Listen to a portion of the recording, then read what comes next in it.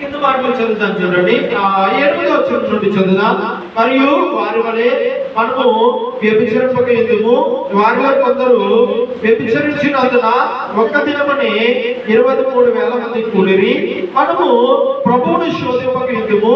వారిలో కొందరు శోధించి సర్పము వలన నశించిరి. 10వ వచనం చాలా ప్రాముఖ్యత చూడండి. మీరు సనగకుడి, వారిలో కొందరు సనిగి సంహారకుని చేత నశించిరి. దేవునికి స్తోత్రం. అబ్బా, ఎవరు నశించారంట? ఎవరు నశించారు? సనిగేవారు. ఎవరు? ఎవరు సనిగేవారు? ఎవరు సనుకుతారు? దేవుడి సన్నిధికి వచ్చేవారు దేవుడి మీద సనుకుతారా? ఎవరు సనుకుతున్నారంటే బయట ఉన్న వ్యక్తులే రకరకాల మాటలతో వాక్యాన్ని వక్రీకరిస్తూ వారు దేవునికి విరోధంగా మాట్లాడుతున్నారు. అయితే మనం ఒక్కటి గుర్తుపెట్టుకోవాలి, దేవుడు విడిచిపెట్టే దేవుడు కాదు. దేవునికి స్తోత్రం. హల్లెలూయా. చాలా ఉన్నాయి ఈ మధ్య ఈ సోషల్ మీడియా, యూట్యూబ్ వచ్చేసాక ఇంకా ఎక్కువ ఏమైపోయిందంటే ఏమంటారు, వాదించుకోవడం ఎక్కువ అయిపోయింది. మనం ఏం చేయాలంటే ప్రార్థన చేయాలి. దేవుడు ఏం చేస్తారంటే వారి మీద శిక్ష చేస్తాడు. దేవునికి స్తోత్రం. హల్లెలూయా. ఒక్కరికి శిక్ష పడతానంట 100 మంది తెలుసుకుంటారు. ఎంతమందికి శిక్ష పడితే?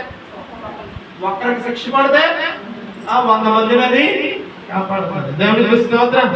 కొన్ని న్యాయ వ్యవస్థలో కూడా అంటారు కదా, కొన్ని మాటలు చెప్తుంటారు, కొన్ని వీడియోస్ లో లేకపోతే సినిమాల్లో మనం ఎక్కువ చూస్తూ ఉంటాం. ఏంటంటే ఏమంటారంటే ఎవరు కూడా ఏంటంటే తప్పు చేసిన వాడు ఖచ్చితంగా ఏం పడాలి? శిక్ష అనేది పడాలి. మన విషయంలో తప్పు చేస్తే మనం క్షమించేస్తాం, కానీ దేవుడి విషయంలో తప్పు చేస్తే మాత్రం దేవుడు క్షమించడు. దేవునికి స్తోత్రం. హల్లెలూయా. మనము విశ్వాసులుగా మనము కూడా సనగకూడదు. మనం కూడా ఏం చేయకూడదు? సనగకూడదు. అన్నీ అంటే దేవుడికి కనపరుస్తాం. ప్రభువా నీవు ఇచ్చావు నాయనా, నీకు స్తోత్రాలు, నీవు ఇచ్చావు, అందుని బట్టి నీకు వందనాలు అంటారు. కానీ ఏదైనా మనకు అవసరమైనది దేవుడి అందులోని మనం పొందుకోలేదంటే మనం కూడా ఏం స్టార్ట్ చేస్తామంటే సనగడం అనేది ప్రారంభిస్తాం. ఇశ్రాయేలు ప్రజలు నీళ్ళు ఉన్నప్పుడు దేవుని సనగల, ఆహారం ఉన్నప్పుడు దేవుని సనగల. ఎప్పుడైతే నీళ్లు పొదువైపోయినాయో, ఎప్పుడైతే ఆహారం పొదువైపోయిందో మరి ఏమంటున్నారంటే మేము ఐగుప్తులో ఉండేనా మాకు బాగుండు, అక్కడే దుంపలు ఏమో తిని మేము బాగానే ఉండేవాళ్ళము, అక్కడ నుండి మమ్మల్ని ఎక్కడికి తీసుకొచ్చేసాం మోషే.